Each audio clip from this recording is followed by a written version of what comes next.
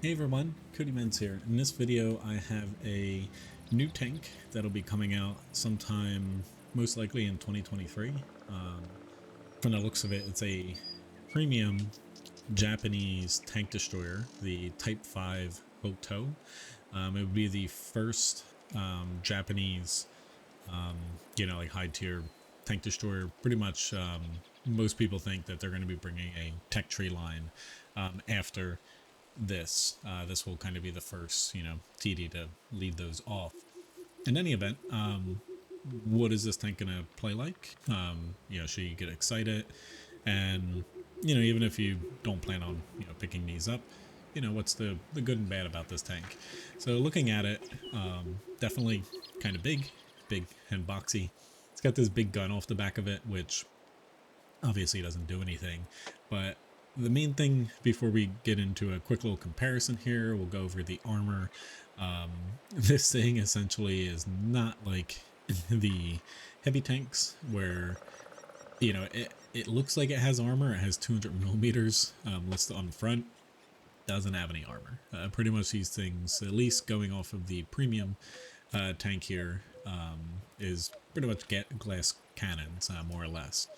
So getting into a comparison here, the I guess interesting part of this tank, which maybe this will extend to all of these Japanese TDs that'll come out at some point, the Hoto has a standard AP round and a premium AP round. The standard does 500 damage and has 265 millimeters of pen, and then the premium does 570 damage but has less pen at 230.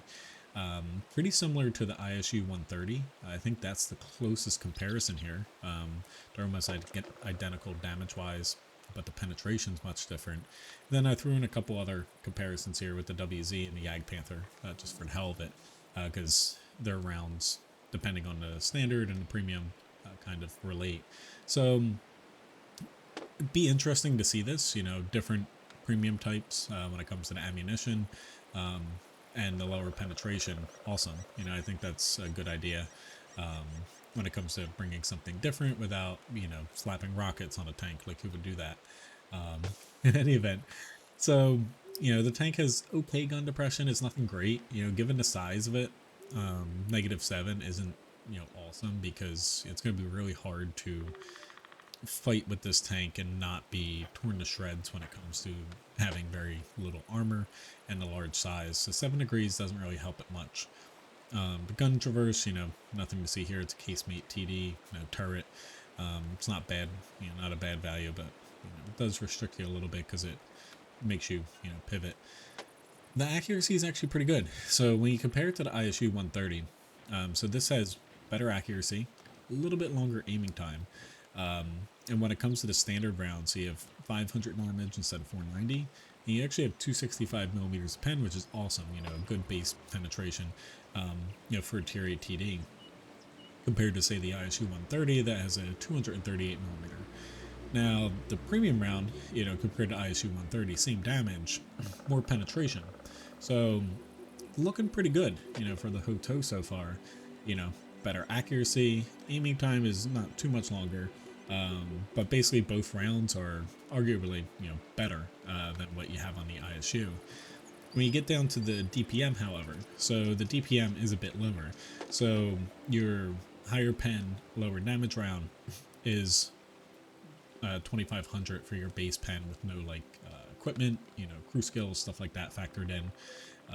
Whereas the ISU 130 has nearly 3000. And then for your higher damage round, you're a little under 2900, whereas the ISU has closer to 3500.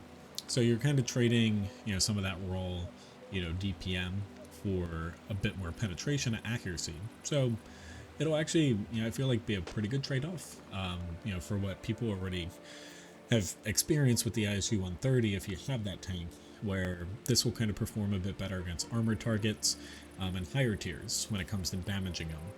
ISU 130, a little bit smaller, although much weaker armor. This thing, though, you have the 200 millimeter front. Like, we'll take a quick look at tanks.gg for the armor model. I'll have a link to there in the video description here. You can get kind of shredded with the 30mm sides, though, since a lot of things are going to be pretty much overmatching you everywhere. So you're not going to get any like lucky ricochets and stuff. Whereas some of the other tanks here, they're going to, you could get some lucky bounces. You do have 1400 hit points, which is really high if you're looking at it, the TDs here. It's extremely high for a tier 8 tank destroyer. Probably it is to, this is the first version that we've seen of this tank, essentially to see, Will being basically a lot of the tanks overmatchable, and the size need that extra HP to kind of compensate.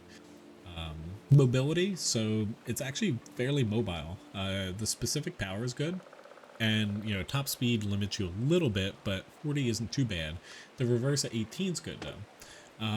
One thing to note though is so the terrain resistance values aren't great, so you will bleed a lot of your speed essentially on soft ground and even like moderate ground compared to these tanks, so it's kind of a wash. And I forgot to mention for the gun too, so the on the move accuracy for a gun is actually pretty good for a TD.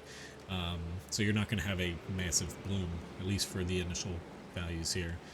Last but not least, so the concealment's actually surprisingly not terrible. I thought it would be a lot worse than this, given the height of the tank, but it's it's not too bad. It's not going to win any awards either. And then when it comes to the view range, 380 is not too bad, especially when you're comparing it to, the WZ-111, even the Yag Panther here, which are much lower. This has one of the higher view range values for a tier 8 tank destroyer. So getting into a quick little look at the armor view here. So this is against its own gun. I think it, going against 265 millimeters of pen, is reasonable for tier 8, because you're fighting a lot of tier 9, 10, even at tier 8, like, you're not really going to have any armor, as you can see here. So, looking at the front, this thing, you can bounce like tier 6s, maybe 7s, especially if you angle it like a little bit, but, overall, like this thing, unless they're ricocheting off of you on, the spots towards the sides, or the very bottom of the lower glazes, pretty much, especially if people auto aim, they're just going to pen you unless it's a lower tier. And obviously when it comes to the sides, there's pretty much nothing to it. So this tank is definitely the definition of a glass cannon. But is it gonna turn out to be good or not? We don't know yet. Where this is kind of the first that we've seen it. They're currently super testing it.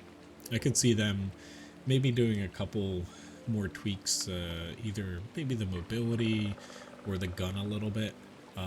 Where the gun, the values seem like pretty much on point. It looks like they kind of took what the ISU 130 has and just gave it a little bit more pen, a little bit more reliability for less DPM. But I could see this tank having a little bit of issues with having absolutely no armor to it, and the 7 degrees of gun depression hurting a little bit. Now on the plus side, and this is where we don't really know until you actually play the tank. If you kind of look at how the gun, it is pretty much on the front of the tank, when it comes to, it's not situated back like a lot of the casemate tanks, and it is situated high. You might be able to shoot over little pieces of cover and hills a little bit easier than some tanks, but when it comes to like your larger, like slow rolling hills, it might be a little difficult to actually poke over with only 7 degrees of gun depression. But it does seem pretty interesting when it comes to the gun, even though it has less DPM than the ISU 130. The more accurate gun and the higher penetration, I think, is really going to help. Where, if we are using this as kind of a template for what we might see for tech tree Japanese heavies, or Japanese tank destroyers, excuse me, it could definitely be interesting when it comes to a tank destroyer line without having, some gimmick, associated with it like we've seen recently for some tanks. Anyway, though, hopefully you enjoyed this video, and I know a lot of people have been waiting for Japanese tank destroyers, so it's kind of nice to see that, this might be one of the next tech tree and also obviously premium tanks coming to the game sometime in 2023. Thanks for watching again, and hope to see you in another video in the future. Have a good one. See you around.